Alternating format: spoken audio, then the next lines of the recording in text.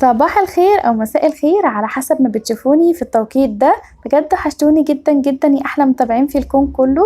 عايزه اقول لكم بقى النهارده هنعمل مع بعض وصفه حلوه جدا وهي الشاورما السوري. بس قبل ما نبدا الفيديو بتاعنا الجميل ده ما تنسوش تحطوا لايك وشير وسبسكرايب وشيروا الفيديو ده لكل اصحابكم وحبايبكم. لو الفيديو عجبكم متنسوش تكتبوا لي كومنت حلو يشجعني من محتوى الفيديو. وعايزه اقول لكم بقى الناس الجديده اللي معايا اهلا وسهلا بيكم في قناتي. فرحتوني جدا بوجودكم معايا يا احلى ناس في الدنيا كلها. تعالوا بقى نشوف الطريقه بتاعتنا ونشوف الشاورما السوري بتاعتنا دي عملناها ازاي. بصراحه انا كان عندي عيش سوري وقلت ايه لازم اعمل بيه الشاورما سوري. فتعالوا بقى نشوف الطريقه بتاعتنا نعملها ازاي. كمان هقول لكم برضو على كام حاجه ان انتم ممكن تعملوها في العيش ده برضو بكل بساطة وحاجات سهلة كلها ولذيذة. وكمان الأولاد بيحبوا الحاجات دي جدا.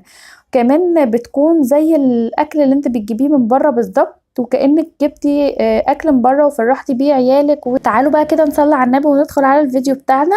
معايا بقى هنا الفراخ بتاعتي مقطعاها شرايح كده طويلة شوية، ما بحبهاش بصراحة صغيرة. معايا فلفل ألوان، طماطم شرايح برضو، والبصل مقطعاه جوليان عادي جدا مفيهوش حاجة. كمان معايا زيتون مخلي ومعايا جبنة موتزاريلا. طبعا لو كان عندي جبنه رومي كانت هتبقى احسن كمان على الجبنه الموتزاريلا. بصراحه بحب الجبنه الرومي ميكس مع الجبنه الموتزاريلا فبتطعمها وبتخليها طعمها جميل جدا في اي حاجه احطها عليها. طبعا زي ما قلت لكم العيش السوري ده انا كنت شارياه. فعلشان الشاورما بتبقى محتاجه العيش السوري يكون كبير، وانا بصراحه الطاسه اللي عندي بتاعه الكريب ما بتاخدش الحجم ده. يعني ده بصراحة حجمه مضاعف وكبير. فبصراحة بجيبه من بره بتبقى سعر الواحدة تقريبا جنيه ونص على ما اعتقد. كنت جايبة 10 وحدات. فبصراحة بطلع منه واعمل سندوتشات شاورما. اي حاجة انا عايزاها ممكن تعملوا فيها حاجات كتير جدا. بس ان شاء الله باذن الله هقول لكم هنعمل بها ايه وايه وايه الحاجات اللي ينفع تتعمل في العيش ده ويكون طعمها حلو. اول حاجه هنا الاول هعملها ان انا جبت كده شويه من الزيت هنزل بقى بيهم بالبصل كده اللي انا مقطعاه جوليان. هقلبهم بقى كويس كده وافككه كده من بعضه. انا بصراحه البصل انا ما بحمرهوش ان هو يدوبك كده يتكرمل مني ويبقى طري شويه، مش عايزاه احمر خالص.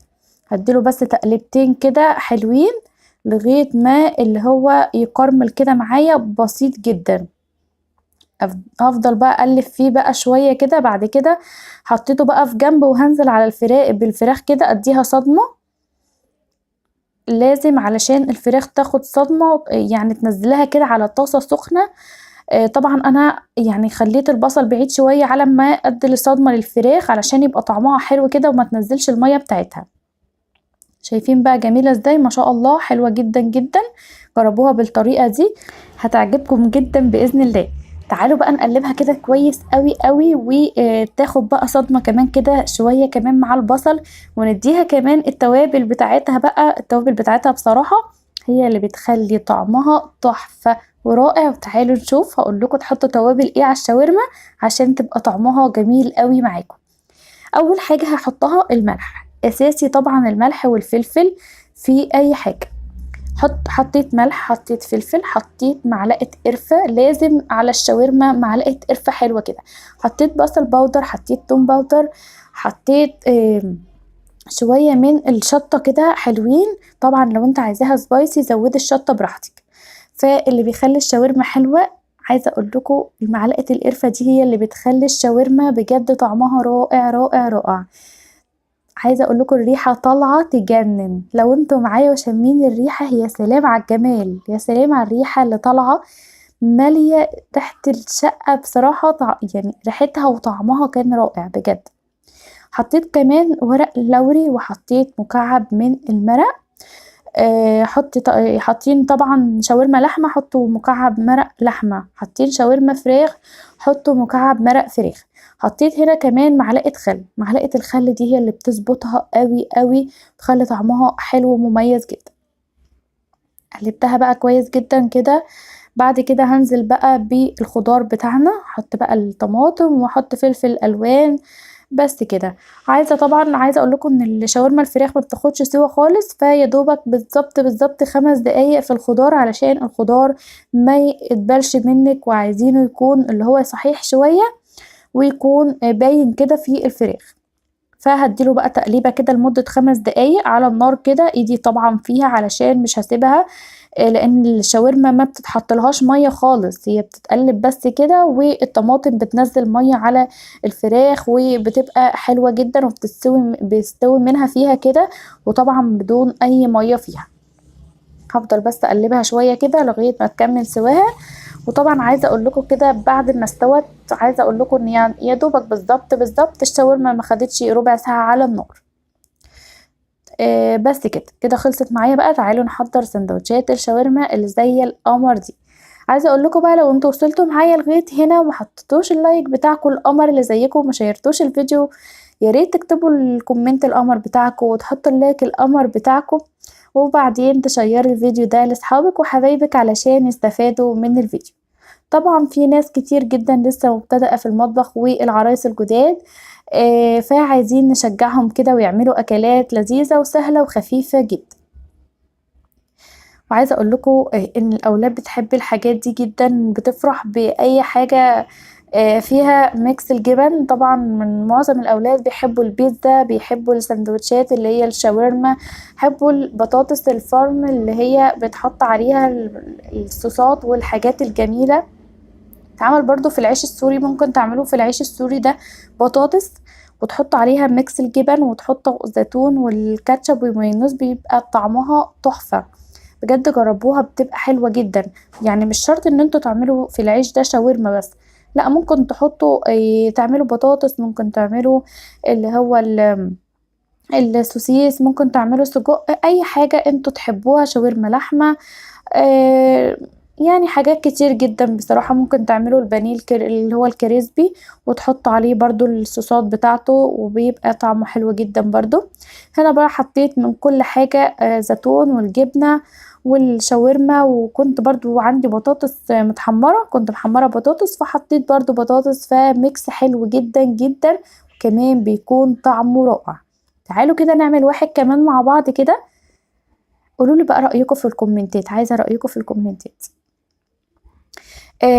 في ناس برضو هتسألني العيش ده بتجيبيه منين. عندنا بقى هنا في طنطا واحد اسمه الدمشقي بتاع سندوتشات، وهو سوري اساسا، فبيعمل العيش السوري ده، وممكن الناس بتشتريه منه لوحده خالص، فبيبيع بالقطعة بالرغيف يعني. بنجيب كام واحد كده واخليهم عندي في الفريزر، بصراحة بينفعني جدا. لو في اي وقت مثلا طلعت عملت اي حاجة سريعة، فبتكون سهلة وسريعة معايا لما الحاجة بتكون عندك بصراحة ما بتحتريش خالص. بس كده زي ما انتم شايفين كده، طريقة السندوتشات سهلة جدا جدا وبسيطة ومفيهاش اي حاجة خالص. كمل بقى كل الكمية لوحدي وارجع لكم تاني شوف هنعمل ايه. جبت هنا بقى الجريل بتاعي، سخنته كويس جدا، هحط بقى فيه حتة سمنة فلاحي. طبعا لو مفيش سمنة فلاحي حط اي مادة دهنية عندك انت بتستعمليها وبتحبيها. فحطيتها كده، فردتها في قلب الجريل. هبتدي ان انا انزل بالسندوتشات اللي انا عملتها، هنزل بقى كده على الحتت اللي هي في النص المخططة الجميلة دي، اللي بتخلي السندوتشات كمان ليها شكل حلو جدا. فطبعا انا لازم اعمله كده اسخن الطاسة كويس جدا الجريل، علشان خاطر الجبن كمان تسيح، وكمان الميكس كده ياخد من بعضه وطعم حلو جدا، والعيش كمان يقرمش كده ويبقى طعمه حلو. فهبتدي بقى ان انا اعمله كده على الناحيتين لغاية ما ياخد اللون، وكمان الجبن تسيح مني. طبعا الشاورما مستوية كويس جدا، فمش محتاجة سوا، كل حاجة عندنا زي الفل ومستوية، فيدوبك ان احنا يعني هنحمص بس العيش ونديله كده قرمشة وطعم حلو جدا. بالسمنة الفلاحي بيبقى طعمه جميل جميل قوي. طبعا لو ما عندكيش سمنة ممكن تحط زيت ذرة او زيت عباد الشمس، لكن ما تحطيش زيت مش نضيف. بس كده يكون السندوتشات جاهزة معايا. عايزه اقول لكم بقى والله بجد الريحه كانت طالعه تحفه، ريحه السندوتش طالعه جميله جدا. كمان ميكس الجبن اللي فيها طعمه رائع رائع. لو انت طبعا عندك جبن، عايزه اقول لكم برضو على سندوتش حلو جدا برضو ممكن تعملوه في العيش ده. لو مفيش بقى بطاطس ولا في فراخ ولا لحوم، مش هنعمل يعني سندوتشات، لا هنعمل احلى سندوتشات. هعملها معاكم ان شاء الله باذن الله. ان شاء الله باذن الله هعمل لكم فيديوهات حلوه جدا جدا بالعيش السوري ده، لان ده انا بحبه جدا. فهكمل بقى هنا الكميه كلها بتاعتي. هقول لكم بقى على السندوتش اللي انا بقول لكم عليه. ممكن تجيبوا العيش السوري ده تحطوا فيه ميكس الجبن بتاعتكم، رومي، شيدر، اي حاجه انتوا عايزينها. تحطوا عليها كده شرايح من الطماطم والفلفل والزيتون، وتسيحوه كده كمان على الجريل، بيكون جميل جدا، والمطه بتاعه الجبن وطعمه بيكون حلو قوي. وبيكون ده سندوتشات للفطار، ممكن ان انتوا تفطروا بيها مش غدا. تعالوا بقى نشوف السندوتشات بعد ما خلصت، وشوفوا جمالها وحلاوتها، بجد حاجة تجنن وحاجة تفتح النفس كمان. الأولاد هيفرحوا جدا جدا. خلي عندكم، هقول لكم على حاجة، خلي عندكم يوم الخميس أو الجمعة اللي هو فيه أجازة الولاد من الدروس أو المدارس، بقى المدارس جاية علينا. لو في الدروس اللي هو مثلا ايه يعني فرحوهم بأي حاجة زي كده بيحبوها. شايفين حاجات بسيطة جدا و يعني ما فيهاش اي حاجة خالص، وسهلة وبسيطة. يا رب يكون الفيديو بتاع النهاردة عجبكم وما يكونش طولت عليكم في الكلام. وبصراحة انا بحب اتكلم معاكم وبتعمق جدا جدا في الكلام معاكم، عشان بحبكم جدا جدا يا احلى ناس في الدنيا. يا رب كده الفيديو بتاعي النهاردة يكون عجبكم ويكون استفدتوا منه بأي حاجة. متنسوش تحطوا لايك وشير وسبسكرايب وتشجعوني بكومنت حلو منكم كده يا قمر انت وهي.